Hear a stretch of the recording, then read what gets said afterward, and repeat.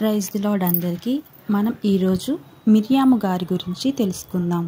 మోషే అక్క అయినటువంటి మిరియాము గురించి బైబిల్లో చాలా ప్రత్యేకంగా మనం చదువుతాం. మోషే చిన్నతనంలో మిరియాముని దేవుడు ఒక సాధనంగా వాడాడు. మోషే సంరక్షణ కొరకు మిరియాము పనిచేసింది. మిరియాము గురించి మనం ఈ వీడియోలో పూర్తిగా నేర్చుకుందాం. ఆమె యొక్క వ్యక్తిత్వం గురించి, ఆమె నుంచి నేర్చుకోవలసిన పాఠాల గురించి ఈ వీడియోలో అన్ని విషయాలు మాట్లాడుకుందాం. పూర్తిగా చివరి వరకు చూడండి. ఇక మిరియాము గురించి మనం బైబిల్లో చక్కగా చూస్తాం. మిరియాము అనే మాటకు చేదు లేదా తిరుగుబాటు అని అర్థం. రేబెల్ అని అర్థం. ఈ మిరియాము అహరోను మోషేల యొక్క సహోదరి. యెకోబెదు అమ్రాములకు పుట్టినటువంటి కుమార్తె. ఈ మిరియాము అనే పేరుకు చేదు అనే అర్థం ఉంది. అలాగే రేబెల్ అని అంటే తిరుగుబాటు అని అర్థం కూడా వస్తుంది.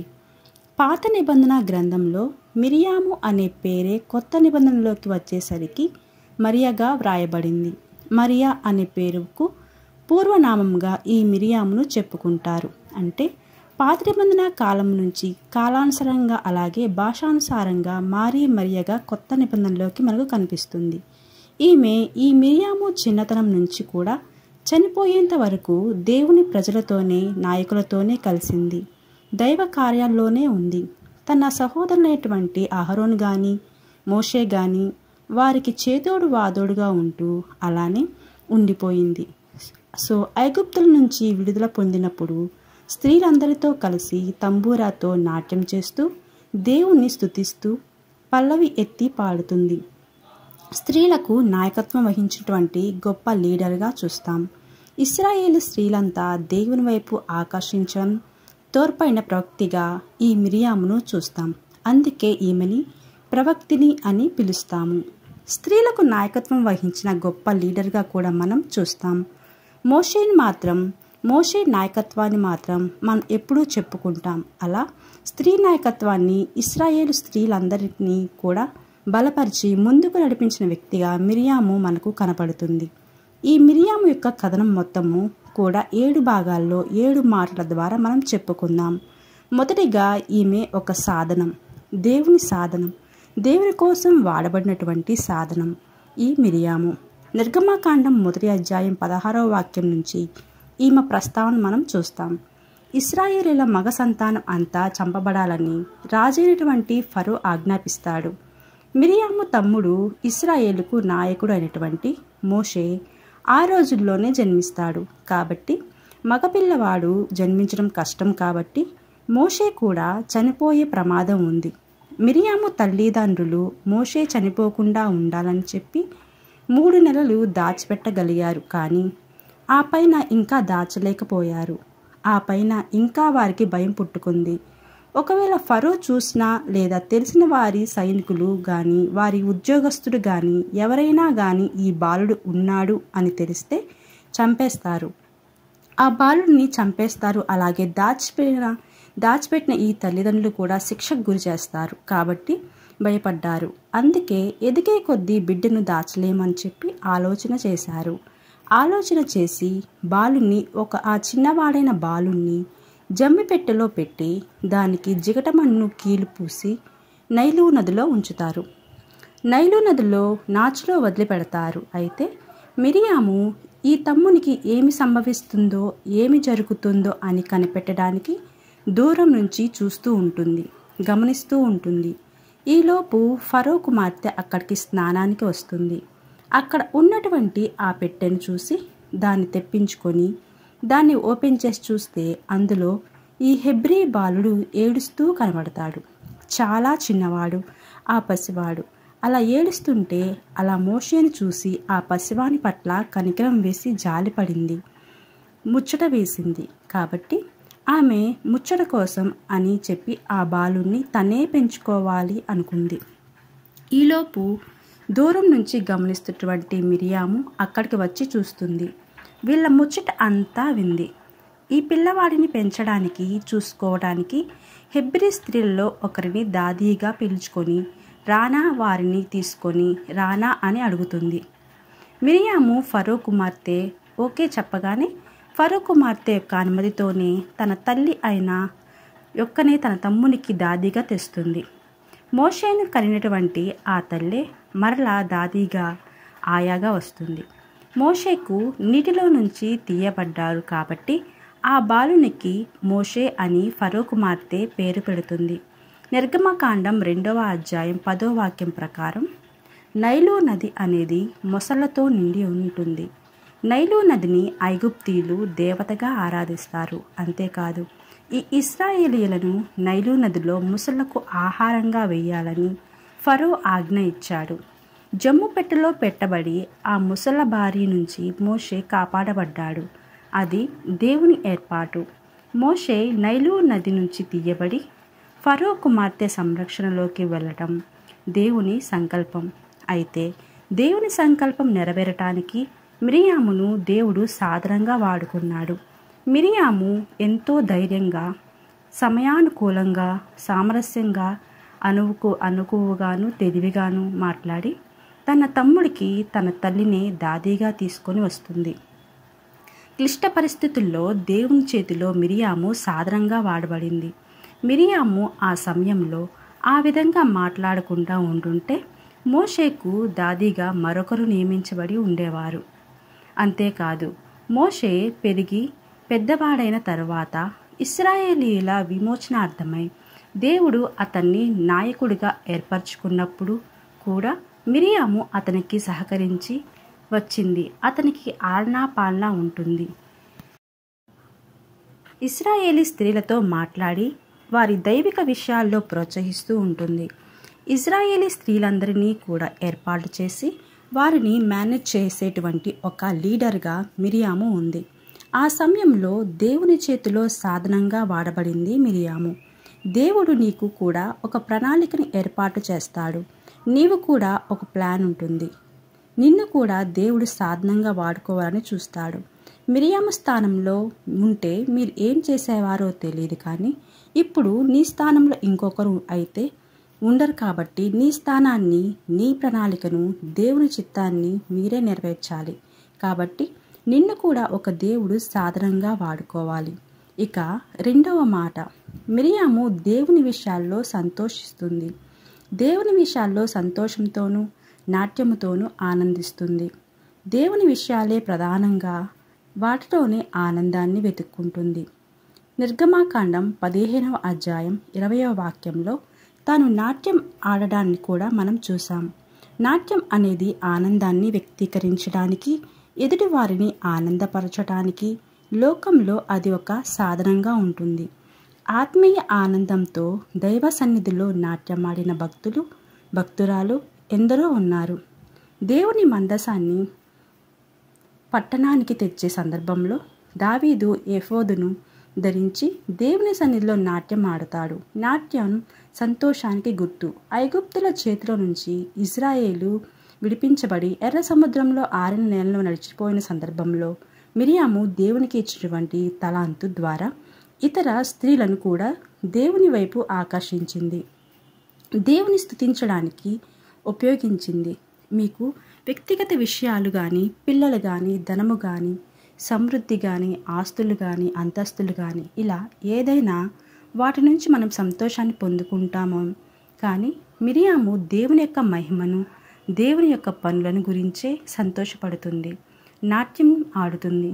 అది ఇజ్రాయేల్ ప్రజలందరికీ కూడా, ఆ స్త్రీలందరికీ కూడా ఒక మాదిరిగా కనపడుతుంది. అలాగే దేవుడు మీకు ఇచ్చే తలంతులు, దేవుడు మీకు ఇచ్చే ప్రత్యేకతలు కూడా మీకు ఉంటాయి. ఎవరు ఏ నైపుణ్యం కలిగి ఉన్నా సరే దేవునిలో చక్కగా వాడబడితే ఎవరి డ్యూటీ వాళ్ళు చేయాలి. అన్ని పనులు ఒకరు చేయరు. కొన్ని పనులు కొంతమందే చెయ్యాలి. అంతేగాని అందరూ స్టేజ్ ఎక్కాలని, అందరూ మాట్లాడాలని, అందరూ మైక్ పట్టుకోవాలని, లేకపోతే అందరూ లీడర్స్ అవ్వాలని అనుకోకూడదు. ఎవరి తలంతు చొప్పున వారు పనిచేస్తూ ఉండాలి. ఇశ్రాయేలును నడిపించడానికి మిరియాము అలాగే వాడబడింది. ఇక మూడవ మాట, దేవుని స్తుతించడంలో కానీ, ఆరాధించడంలో కానీ, ప్రార్థించడంలో కానీ మంచి మాదిరి మిరియాము. నిర్గమకాండం 15వ అధ్యాయం 20-21 వాక్యం చూడండి. మిరియాము కూడా దేవుని స్తుతించి ఆరాధించేటువంటి ఒక పాఠాన్ని, గుణాన్ని మనకు నేర్పిస్తుంది. దాని ద్వారా నిర్గమాకాండం 15వ అధ్యాయం మొదటి వాక్యం చూడండి. మిరియాము పాట పాడినటువంటి విషయాన్ని చూస్తాం. రక్షణ గీతం రాయబడింది. అక్కడ దేవుని స్తుతిస్తుంది. 15వ అధ్యాయం 2-3 వాక్యం ప్రకారం. అంతేకాదు 15వ అధ్యాయం 4 నుంచి 10 వాక్యాలు చూడండి. ఆ వాక్యాల్లో కూడా తాను గెలిచానని చెబుతూ యెహోవా గురించి అక్కడ పాట పాడుతుంది, స్తుతిస్తుంది, ఆరాధిస్తుంది. ఇశ్రాయేలు వారితో కలిసి తన అనుభవాన్ని పంచుకుంటుంది.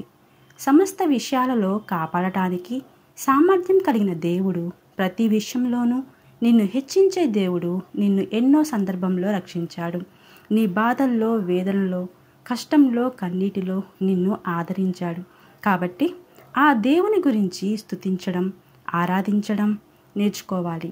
దేవుని బట్టి మనం అతిశయించాలి.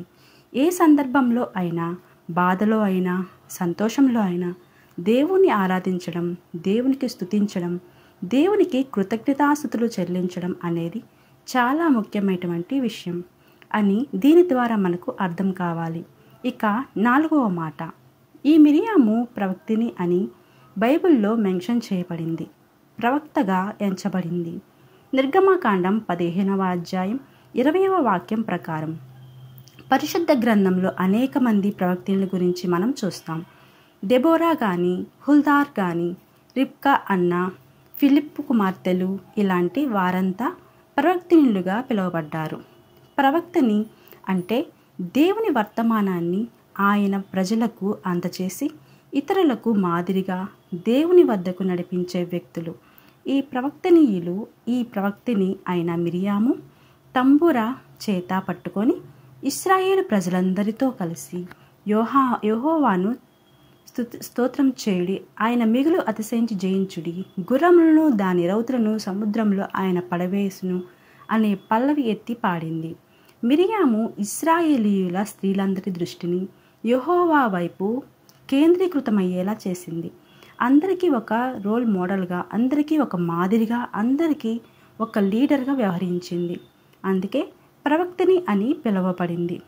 బైబిల్ గ్రంథంలో అయితే ఇన్ని మంచి విషయాలు, ఇన్ని మంచి లక్షణాలు కలిగినటువంటి మిరియాము కూడా ఒకచోట పడిపోతుంది. దేవుని గురించి, దేవుని బిడ్డల గురించి లెక్క చేయకుండా స్వార్థం పెరిగిపోయింది. స్వార్థం పెరిగి సనుక్కుంది. ఆ సనుక్కోవడమే తన పతనం అయ్యింది. 5వ మాటగా ఆమె యొక్క స్వార్థంతో మోషేపై సనిగింది. సంఖ్యాకాండం 12వ అధ్యాయం చూడండి, మనకు తెలుస్తుంది. మోషే కూషు దేశస్థురాలైనటువంటి స్త్రీని వివాహం చేసుకుంటాడు. అలా వివాహం చేసుకుంటున్నప్పుడు మిరియాము, అహరోనులు ఇద్దరూ కూడా మోషేకు వ్యతిరేకంగా సనుక్కుంటారు. వారికి ఇష్టం లేదు కాబట్టి సనుక్కున్నారు. మోషేపై తిరుగుబాటు చేసిన ఇద్దరు కూడా దేవుని సాధనాలే. అహరోను యాజకుడు, మిరియాము ప్రవక్తిని. కానీ ఇద్దరు కూడా స్వార్థం పెరిగిపోయింది, అసూయ కలిగింది. అసూయకు లొంగిపోయారు. మోషే పై మిరియాము, అహరోనులు సనగటానికి ఇది నిజమైన కారణం కాదు. ఇది ఒక సాకు మాత్రమే. సిపోరా మీద అసూయ వల్లే మిరియాము అలా సనుక్కుంది. ఆడపడుచులు విభేదాలు పడినట్లు, తోడికోడలు విభేదాలు పడినట్టు, అత్తాకోడళ్ళు కొట్టుకున్నట్టు ఈ విధంగా అసూయ కలిగింది మిరియాముకు. ఈ మిరియాము మోషేకు భార్యగా వచ్చిన ఆమెపై అసూయపడి తన స్థానం ఏంటో మర్చిపోతుంది. అలాగే తన స్థానానికి ఏదైనా అవుతుందేమో అని ఇంతవరకు ఏ స్త్రీ కూడా తనకు పోటీగా లేదనుకున్నప్పుడు ఇలాంటి స్త్రీ రాగానే అసూయ పెరిగిపోయింది. మిరియాముకు ఇశ్రాయేలు జనాంగంలో స్త్రీల మధ్య మిరియాము ఉన్నంత స్థానం పొందింది, ప్రవక్తనిగా గుర్తించబడింది.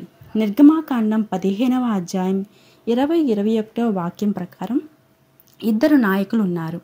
మోషే, అహరోనులు ఉన్నారు. వారికి సహోదరిగా ఉంది తాను. ఒక అన్య దేశస్థురాల కంటే తక్కువ స్థానాన్ని పొందడం సహించలేక అదొక అవమానంగాను, చిన్న చూపుగాను తీసుకుంది మిరియాము. అలా మీ కుటుంబాల్లో మీ తోడికోడలతోనూ, మీ ఆడపడుచులతోనూ, మీ అత్తమామలతోనో, లేకపోతే మీ స్నేహితులతోనో, తోటి ఉద్యోగస్తులతోనూ అదేవిధంగా ప్రవర్తిస్తున్నారేమో జాగ్రత్తగా ఉండండి. మనం ఎంత బలపడినా, ఎంత ఉన్నత స్థానంలో ఉన్నా, ఇలాంటి స్వార్థ పనులకు, ఇలాంటి అసూయ పనులకు దేవుడు వెరితనంగా చూస్తాడు. జాగ్రత్త. ఇప్పుడు మిరియాము కూడా అదే తప్పు చేస్తుంది. అంతేకాదు, ఈ ఇత్రో అనే వ్యక్తి, అంటే మోషేకు మావయ్య అయినటువంటి ఇత్రో, ఈ సిప్పోరాను తీసుకొని ఆమె కుమారులైన గెర్షోము, ఎలియాజరును వెంట పెట్టుకొని సీనాయి కొండ వద్ద మోషేను కలుసుకుంటాడు. ఇశ్రాయేలీయులకు న్యాయం తీర్చడానికి 10 మందికి ఒకరిని, 50 మందికి ఒకరిని, 100 మందికి ఒకరిని, 1000 మందికి ఒకరిని, ఇలా నాయకులుగా ఒక డిపార్ట్మెంట్గా నియమించాల్సిందిగా మోషేకి సలహా ఇస్తాడు. మామ ఈ సలహాను మోషే పాటిస్తాడు. నిర్గమకాండం 18వ అధ్యాయం 14 నుంచి 26 వాక్యాలు. అందుచేతనే తన మామను తనతో ఉండమని మోషే ఆహ్వానిస్తాడు. తనతో పాటు ఉండమని మోషేను, తన మామను, అతని కుమారులను ఆహ్వానిస్తాడు. ఇలా నూతన వ్యక్తులకు ఇచ్చినటువంటి ఆధిక్యత మిరియాముకు చాలా బాధేసింది. ప్రధాన యాజకుడైన అహరోనుతో తన బాధను పంచుకుంది. మిరియాము, అహరోనులు ఏకమై దేవుడు మాతో మాత్రం పలికించలేదా అని మోషేపై తిరుగుబాటు చేస్తారు. మోషేని విమర్శిస్తారు. దేవుని శిక్ష మిరియాముపై పడి కుష్ఠరోగం వచ్చేస్తుంది. ఆ అసూయ వల్ల, ఆ స్వార్థం వల్ల దేవుని నుండి శిక్ష పొందుకొని కుష్ఠరోగం వచ్చేట్లు చేసుకుంటుంది. తెల్లని కుష్ఠు వచ్చేస్తుంది మిరియాముకు. కాబట్టి మిరియామే దీనంతటికీ కూడా కారణంగా కూడా చెప్తారు. దేవుడు మోషే, అహరోను, మిరియాములను ప్రత్యక్ష గుడారానికి పిలుస్తాడు. వీళ్ళ ముగ్గురిని పిలిచి మాట్లాడతాడు. దేవుడు, మోషే నా ఇల్లంతటిలో నమ్మకమైన వాడు కాబట్టి మోషేకు విరోధంగా మాట్లాడటానికి మీకు భయం లేదా అని దేవుడు గద్దిస్తాడు. ఆయన కోపం వారి మీద రగులుకున్నందువల్ల మిరియాము కుష్ఠరోగం చేత శిక్షించబడుతుంది. ఇది చాలా బాధాకరంగా ఉంటుంది. పాపానికి సాదృశ్యమైనటువంటి కుష్ఠు వ్యాధిని మిరియాముకు సంక్రమించింది కాబట్టి అది పాపానికి సాదృశ్యంగా భావిస్తారు అందరూ. ఆయన సేవకులకు వ్యతిరేకంగా ప్రవర్తించడం అనేది పాపం. అలా స్వార్థం కోసం, అసూయ కోసం దేవునికి అంత గొప్పగా బ్రతికిన, అంత గొప్ప నాయకురాలిగా, ప్రవక్తినిగా ఉన్నప్పటికీ కూడా ఇలాంటి అసూయ వల్ల, స్వార్థం వల్ల పడిపోయింది. శిక్షను కూడా కొని తెచ్చుకుంది. అలాంటి శిక్షను దేవుని ద్వారా పొందుకుంది.